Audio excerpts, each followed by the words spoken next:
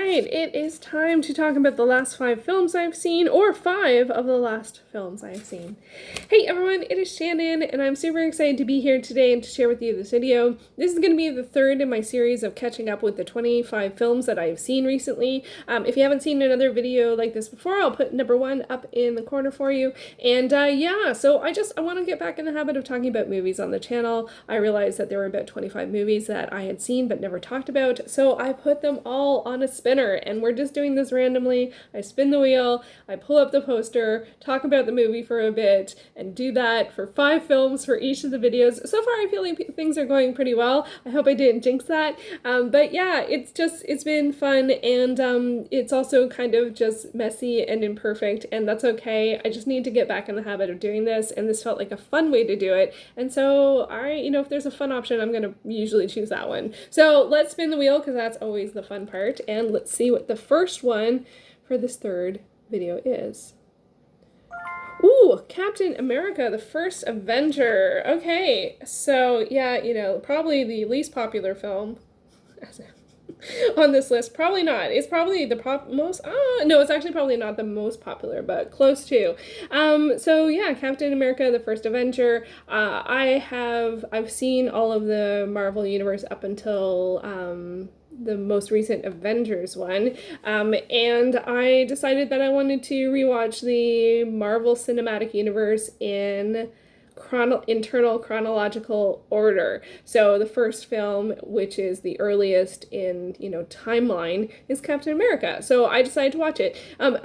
So I'm not actually doing very well in this, watching the Marvel films in internal chronological order, because I actually have watched this twice this year, trying to get back on the train of doing this. I'm also, one of the reasons why I'm doing this is because when Endgame came out, that's what it was called, when Endgame came out, I noticed so many of my film friends were rewatching the whole series, and I didn't pick up on the fact that there might be a reason for that, because I just, as a film lover and someone who watches a lot of film series, that's just something I do, whether it's like the second film or the third film or the 8th film or whatever. But with this particular situation, that actually there was another element to that, where there was some weight to watching them in cinematic order, or any order, like you can choose.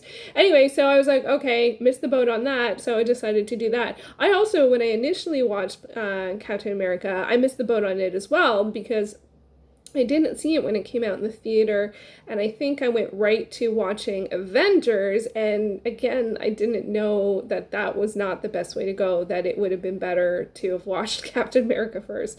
Generally speaking, I am usually really, really, very much, keep up to date, especially in sort of series type thing, but I feel like I really sort of messed things up a few times with the Marvel Cinematic Universe, and so yeah, why not just try it all again from the beginning? And so that's what I'm doing. So hopefully I will take the next step and watch Captain Marvel, which I actually really enjoyed, and I've only seen once, but it's the next one for me to watch.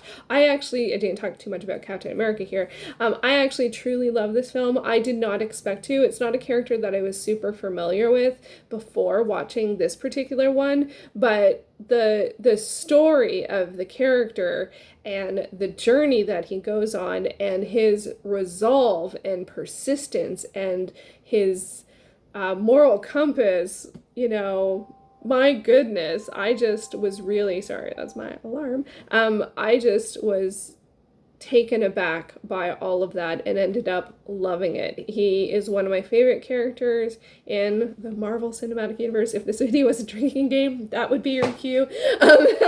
But yeah, he really, really is, and I really enjoyed it, and I really enjoyed watching it both times this year, but hopefully next time I will move on to Captain Marvel. It's one of my goals this year, is to make it through the whole thing. Let's see if that happens, but not yet. First, let's see what movie is next to talk about.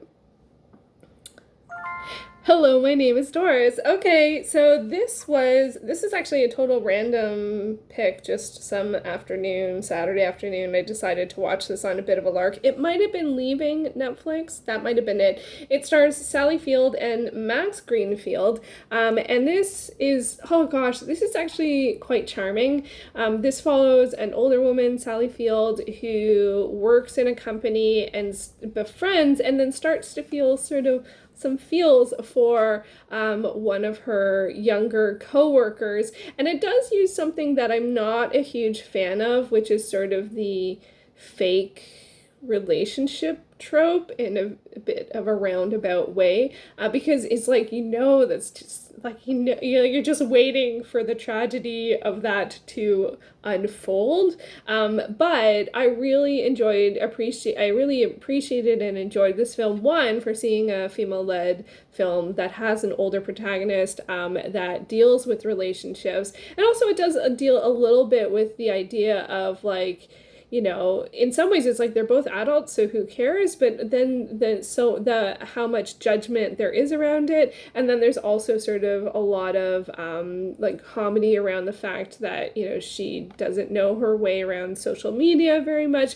but it is also a journey story for her in finding who she is now, and I appreciated that. There were definitely some really tense drama moments in this one, stuff that was uncomfortable, confronting things that are uncomfortable, but I thought, like, especially when you see it in this kind of way, like in a movie, there's also, it's very powerful, and so I appreciated it for that, and I thought it was great. I ended up really enjoying it. I did, again, the sort of fake dating-ish trope thing is not something I am a fan of, so I spent a fair amount of the movie being uncomfortable with that, but now looking back, I am happy that I watched it and did enjoy it. So yeah, hello, my name is Doris.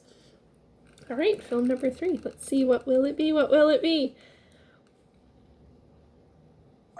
Caravaggio. Okay, so this was an experience. Caravaggio. So I watched this because Tilda Swinton is in it, and this year I am trying to watch, I picked 2 directors and 2 actors where I want to watch a fair amount more of their work because they're people that I enjoy. And so Tilda Swinton is part of that, and so I watched that because she's in that. So she's not the protagonist.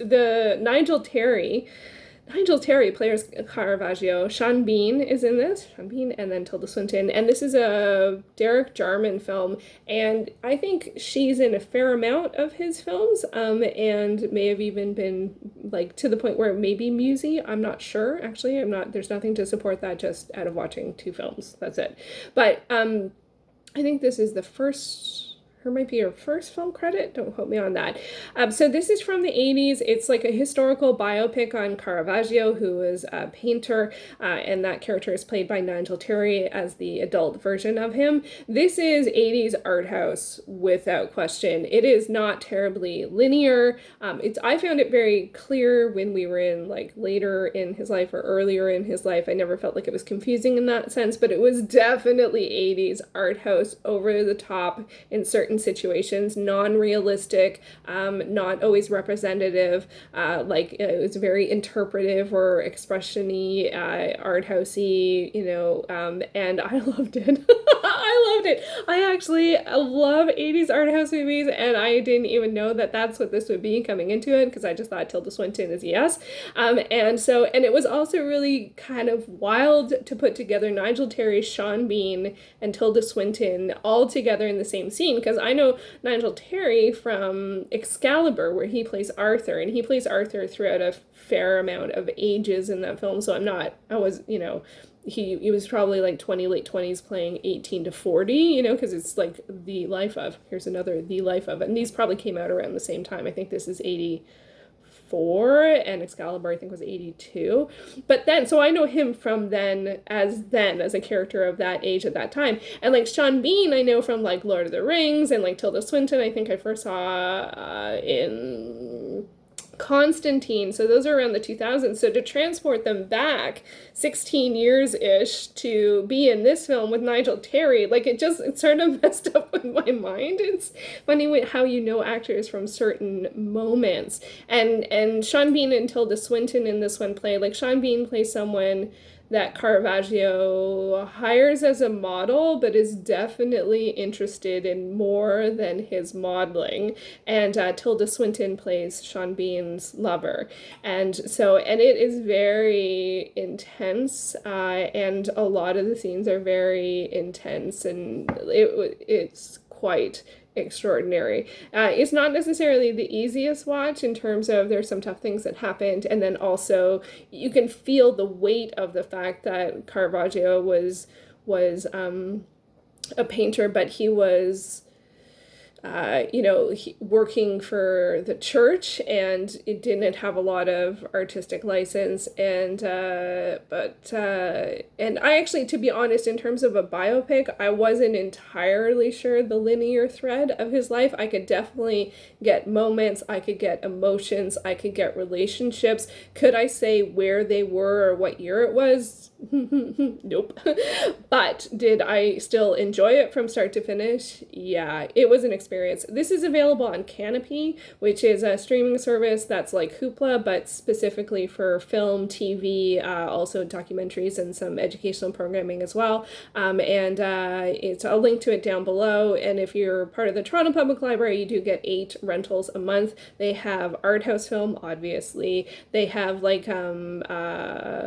Criterion. They have Canadian film. They have independent film. They have like stuff that's like at festival type films. Like I was not surprised that this was available there. It's very representative of the types of films, whether it's from that time period or something that could have been released now. This is the type of movies they have, in addition to other things as well and popular things. But generally speaking, it's a bit more on the indie festival Criterion side of things. So it was a huge win. And and I'm sure that there will be more. Oops, I pressed the button. All right, we're going. Is this the 4th one? I think this is the 4th one. And the Tomorrow War, which is just so different, one thing from the other. So the Tomorrow War is a 2021 release. It's an Amazon original, and it stars Chris Pratt, and it came out this year. It came out in July 2nd. So I watched this in July. It was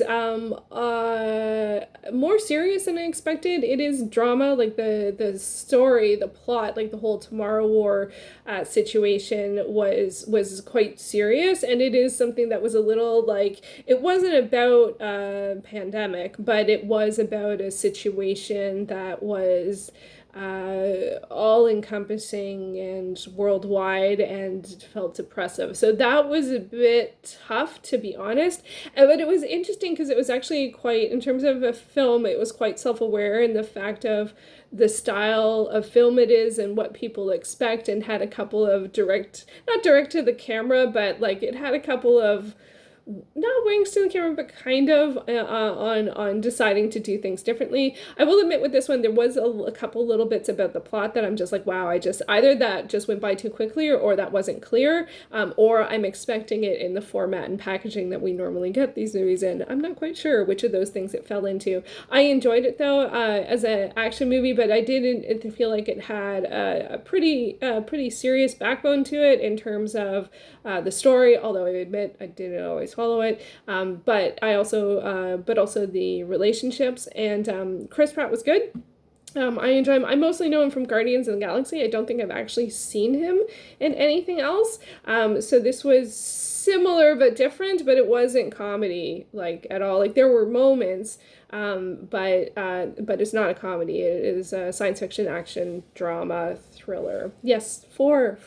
So, but I'm thrilled to have seen it because it is a 2021 release, and I am trying to watch in-year releases. I've already hit my goal for that, but I am happy to be continuing that. So, okay, final film. I feel like maybe I hit 5 from how long I talked. What did I talk about a lot? Could be any of them. Honey too. Okay, so I don't know too much to say about Honey, so it's okay as somewhere to leave off on. And so Honey 2 is a dance movie. It is a sequel to Honey. The original Honey starred Jessica Alba, and then Katarina Graham is the lead of this one. She also plays Bonnie in The Vampire Diaries, and I actually saw Honey. I've seen the series completely out of order. I saw Honey 3, Rise Up and Dance, which is amazing and still my favorite. And then I saw the original Honey, which is with Jessica Alba, which is a weird combination because in a lot of ways it felt very cute, but then, you know, more serious. And then Honey 2, I enjoyed it, but it didn't sort of live up to what like, it is a very standard dance film in terms of the format. A lot of dance films and a lot of like martial arts films actually follow almost the exact same plot, and I don't really have a problem with that. For me, I felt like there could have been more dancing, and I think there were some repeated routines or something like that. So I felt like it just needed a little bit more in that sense. And then there were also some relationships and stuff that I felt like could have been a little bit more developed. Like, it didn't make sense that she was doing this and there, and how did she have time to do that, and all of these things at the same time. It felt a little